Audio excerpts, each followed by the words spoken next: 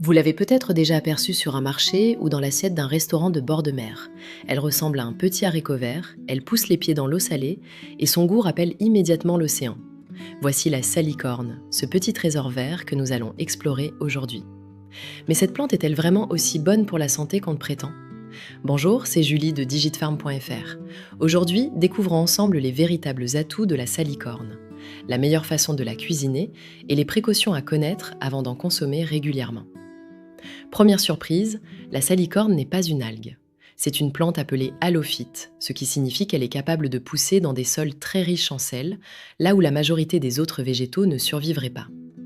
On la trouve notamment sur les côtes atlantiques et méditerranéennes, dans les marais salants et les zones régulièrement recouvertes par la mer. Elle est parfois surnommée haricot de mer en raison de ses petites tiges vertes, charnues et croquantes. Fraîche, elle est généralement disponible entre la fin du printemps et le début de l'automne. Son goût est végétal, iodé et naturellement salé. On peut également la trouver marinée dans du vinaigre, en conserve ou séchée sous forme de poudre. Mais attention, sa composition nutritionnelle peut beaucoup changer. Alors, quels sont ses véritables atouts nutritionnels? La salicorne est peu calorique et contient de l'eau, des fibres. Elle renferme également des composés phénoliques et des flavonoïdes. Ces substances présentent une activité antioxydante. Il vaut donc mieux la considérer comme un légume original, participant à la diversité alimentaire, et non comme un médicament naturel. Son avantage le plus concret se trouve peut-être simplement dans son goût. Sa saveur marine peut relever un plat, sans avoir besoin d'ajouter autant de sel pendant la préparation. Les résultats sont encourageants. Et surtout, ne faisons pas de contresens. La salicorne contient naturellement du sodium. Elle ne convient donc pas automatiquement à un régime strict sans sel. Si vous surveillez votre tension, comparez les étiquettes et regardez la quantité de sodium indiquée pour une portion. On entend également que la salicorne serait excellente pour la thyroïde grâce à son iode. L'iode est effectivement indispensable à la fabrication des hormones thyroïdiennes. Mais un apport excessif peut perturber la thyroïde. Mieux vaut demander conseil à son médecin avant d'en consommer très régulièrement. Comment la préparer? Crue, lorsqu'elle est jeune et très tendre, elle apporte du croquant à une salade.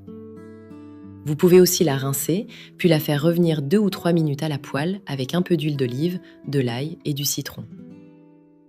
Elle accompagne particulièrement bien le poisson, les fruits de mer, une omelette ou des pommes de terre. Évitez simplement de la cuire trop longtemps, elle perdrait son croquant et son intérêt gustatif. Pour bien la choisir, recherchez des tiges fermes, charnues et d'un vert vif. Rincez-la avant de cuisiner.